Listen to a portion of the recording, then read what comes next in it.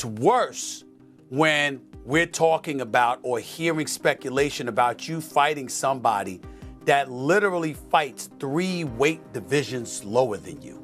Very excited. You know, this is the biggest fight of my career, if it happened, and I'm just looking forward to it. I'm excited. Him and Crawford? Yeah. I think Canelo just too big for Crawford. I mean, Terence Crawford is another, amazing fighter. Today we are going to break down a moment that instantly shook the boxing world. When Floyd Mayweather steps into a gym, the atmosphere changes, but training alongside Gervonta Davis adds another layer entirely. This opening clip sets the tone, showing focus, silence, and intent. You can feel that something bigger than sparring is unfolding. This isn't nostalgia or showmanship. It's preparation with consequences. The camera barely captures it, but the tension is loud. Crawford versus Canelo. I hate it. I don't like it one bit. I think that Crawford is the best pound-for-pound fighter on the planet. I think that Canelo is one of those folks. But Canelo is fighting at 168, which means he's walking around heavier. This is where the narrative starts forming. Floyd's body language tells more than words ever could. He's not here to motivate or mentor casually, he's here to sharpen weapons. Gervonta moves with purpose, and Floyd watches closely, correcting details only veterans notice. The clip quietly reminds viewers that experience doesn't age out. This is legacy meeting controlled aggression. The silence between punches speaks volumes. Canelo's the beast, man. Canelo's the beast, and when it was offered to me, I tried to chase the Mayweather fight at that time, and it happened. And obviously, I was probably at my peak of my career there as well. So, whoever I was gonna fight, I was gonna give him a hard fight regardless. Because we were probably winning that fight against Canelo until he knocked me out. But yeah, I was boxing well. But one thing, sizes. Now I understand why they make weight divisions in boxing. Every weight division. But then again, look, bro, you would probably take it. I was offered like 10 million quid, bro. Yeah. 10 million quid, bro. Look, end of the day, this is like, it's a lot of money, I thought about it. What made me, when I got the deal on the table for 10 mil, I was like, should I take it or not? But then I worked it out. Normally I have to have 3 or 4 hard training camps and fights to make that kind of money. I still one fight. So you gotta do it in that one fight, you know what I mean? Does Canelo beat Crawford? Size, bro, remember, but Crawford then is a big boy as well. Crawford's a big guy when it comes to weight. A box fight, yeah. What do you think? I think Crawford, in my opinion, but size might matter. But then again, I think since when I fought Canelo's become a better boxer. He started boxing more better. Because this segment shows discipline at its highest level. Floyd doesn't overreact or dramatize, he observes and adjusts. Gervonta absorbs everything without ego. This clip reinforces how elite fighters communicate without speaking. Every movement feels deliberate. Nothing is rushed, nothing wasted. It's the kind of preparation casual fans overlook, but professionals understand instantly. The two fighters are going to be different weight classes, even though they're going to fight on a specific weight. He believes that they're just going because of the money, Crawford, but probably Canelo is going to knock him out. Here's where the contrast becomes clear. The camera briefly cuts to intensity on the pads, and suddenly the pace spikes. Floyd's reactions remain calm, almost surgical. Gervonta increases pressure, but control never slips. This clip quietly separates gym theatrics from real fight readiness. It's not flashy, but it's dangerous. The fundamentals are being weaponized. I feel I got the speed over Canelo. I got the reach over him. He might got the size, the power. I got the better skills, boxing skills. Would it be more of a cat and mouse? The reality is Canelo does put people out. From Kirkland to Amir Khan to just... Don't Obviously, I'm just saying, man. No, but he's not. Kovalev. Kovalev We have was to respect older. the power of And he Canelo. does. He does. Don't get me wrong. He does have a lot of power. But all those guys that you name is not as skillful as me. I'm sorry. No disrespect to none of those fighters. The skill level is night and day. So how do you see a fight with Canelo going? It's a tough fight. Canelo is a great fighter. Like, I always had respect for Canelo, but I just believe in my skills. The fact that people doubt me, it just fueled me even more. Try to get the fight even more. And I'm watching him, I'm like, man, I can beat this dude. I've been fighting people bigger than me all my life, and I always came out on top. You gonna get hit. It's a fight. He gonna get hit too. It'll be good. Because this moment highlights mutual respect without words. Floyd steps in closer, adjusting timing and angles mid-sequence. Gervonta listens instantly, applying changes in real time. That kind of trust isn't built overnight. This clip shows why mentorship matters at the elite level. It's not about dominance. It's about precision under pressure. Let me tell you what I think should be going. The notion that Terence Bud Crawford should move up 3 weight classes, 21 pounds, to fight Canelo Alvarez. He's entirely too small. Jamel Charlo already proved that. Y'all remember that scene from Rocky? Remember that scene from Rocky 2?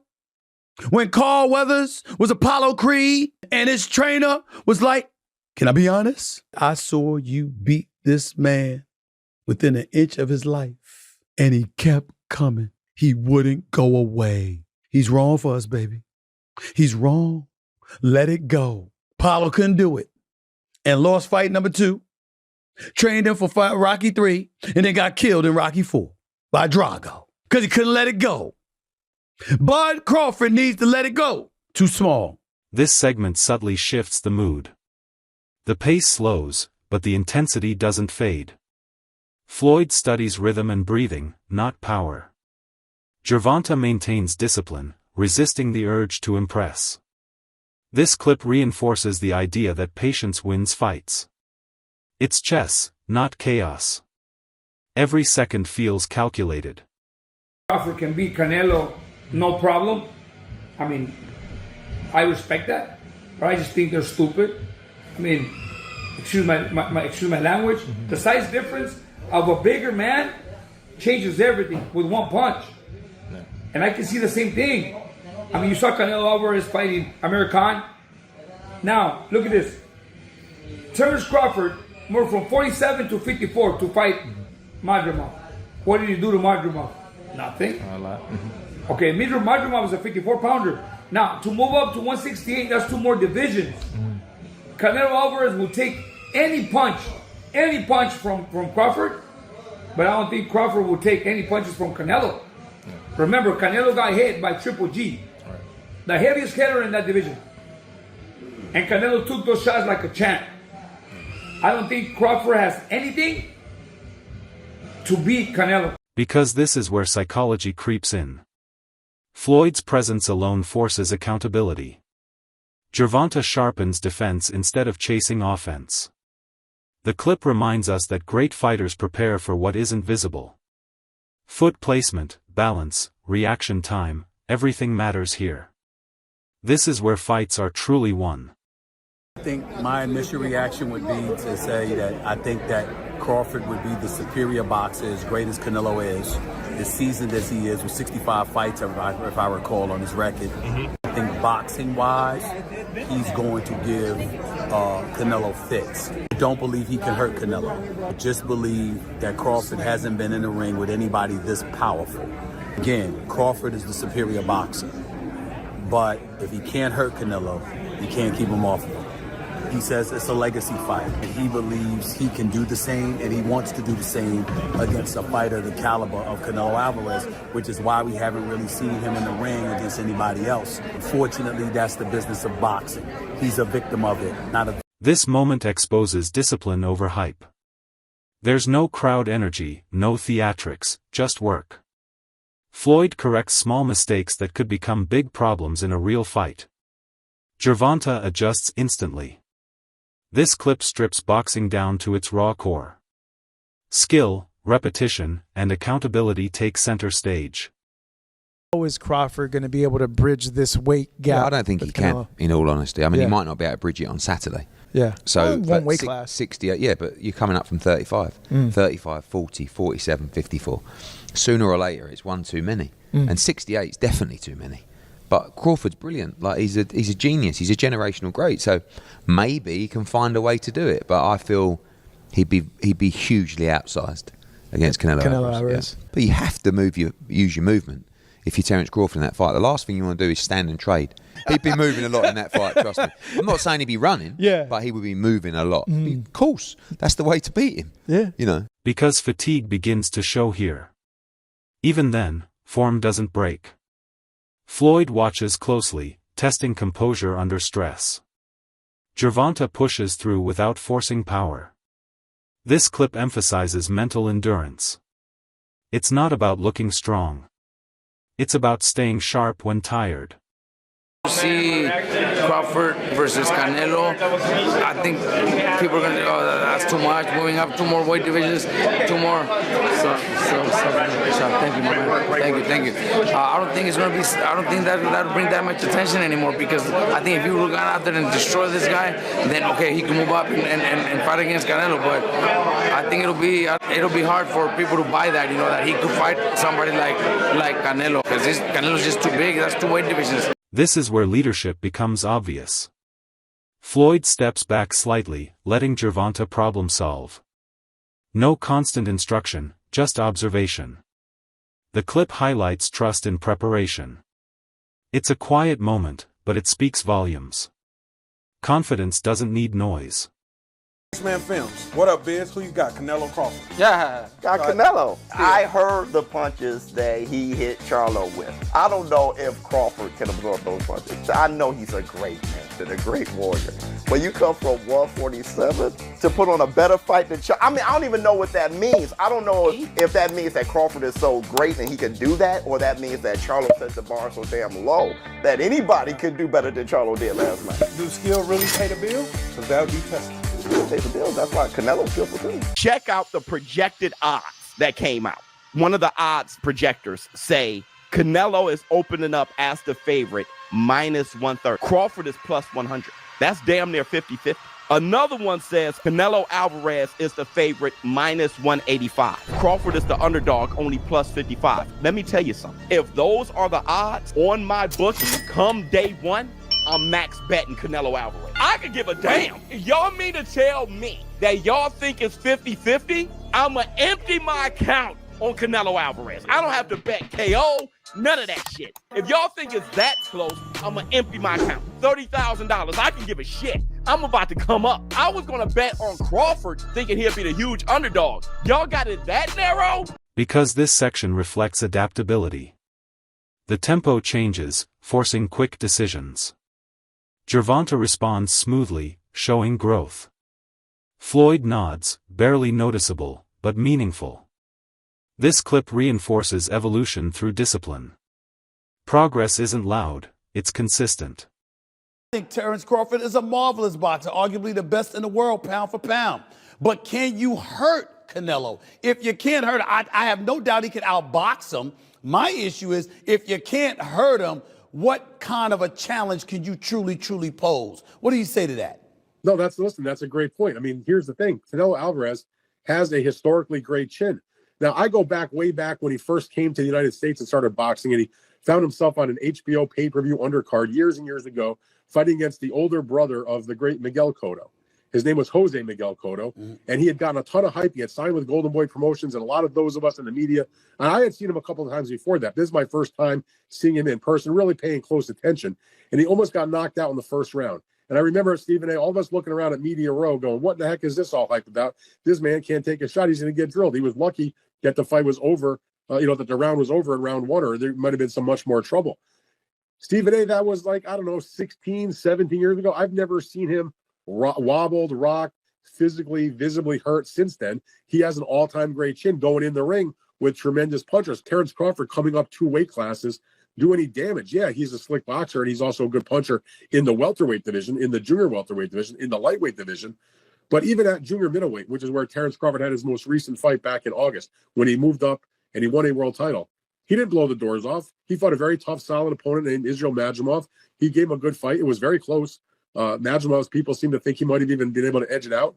But if you can't hurt an Israel Madrimov at 154, what the heck are you going to do with Canelo Alvarez, the sturdiest guy in the world, at 168? So that aspect of it is certainly a problem. You mentioned about Charlo. Charlo was there to get his check. I know one thing about Terence Crawford. He's not going to just come to turn up to get the check. He'll at least try. And Charlo, I don't think, really tried. Here's where strategy takes shape. Defensive adjustments are subtle but intentional. Floyd's influence shows in spacing and timing. Gervonta mirrors that mindset. This clip quietly dismantles the idea that preparation is just physical. It's mental architecture being built. Las Vegas. Now that is a fight that I'm expecting to be very good. I think it's going to be tough for Crawford. He's not big enough, I don't think. He's just not got that side. Don't get me wrong, he'll stack some pounds on and he'll grow. He's obviously bigger than his fight weight, but Canelo Alvarez has been up at light heavyweight. I know he's been up at, light heavyweight. He beat Kovalev. And then he's dropped back down now to super middle because he's probably not big enough for light heavyweight, lost to Bivol, and he's probably realised, actually, that's probably a step too far. But Terence Crawford, what is he, 147 pound, one of the best to do it in the business. But to come up, we know what it's like when people come up from welterweight and try and succeed a couple of weight divisions above their weight. It's tough, it's difficult. Because this moment shows restraint. Power is there, but it's controlled. Floyd values efficiency over spectacle. Gervonta follows suit. This clip reinforces why discipline separates contenders from champions. Nothing is wasted. I just feel if Terence Crawford's going to have a fight again, and I look at the options on the table, there's no one he wants to fight 154 pounds. There isn't. He doesn't want to fight Fundora. He's not going to fight Virgil Ortiz. He's not going to fight Boychuk. These aren't sexy names. These are just not names that even gets out for a jog for. The only name he wants to fight is Canelo. So for me, I feel like I'm more closer to Crawford fighting than Crawford not fighting. And if Crawford's going to fight, then it has to be Canelo. But look, we'll see. That's a dream one for me. I think I said that on my wish list for 2025. I said Crawford, Canelo. I think all the others will come true. I just want this one to come true. It's a crazy fight. There's almost too much weight between the two, but I agree. Hey, this is boxing. This segment captures focus at its peak.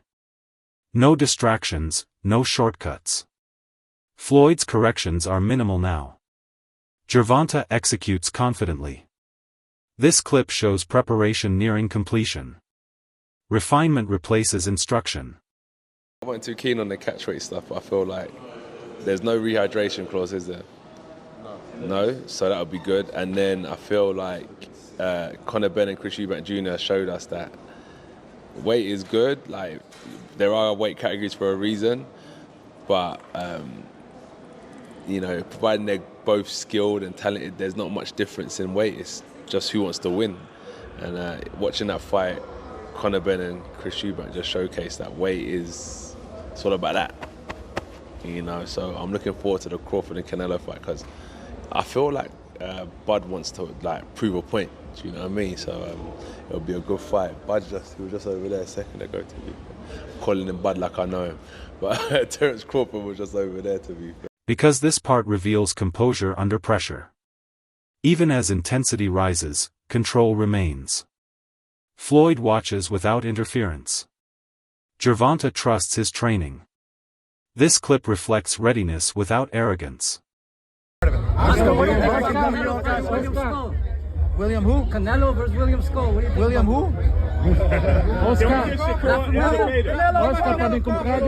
Oscar being back in New York over here. No, let's just say Canelo Crawford, in the history of boxing, and this is the facts. Let's get it. If you see Thursdays, Fact Thursdays, I speak the facts. All right, I'll even do it for you.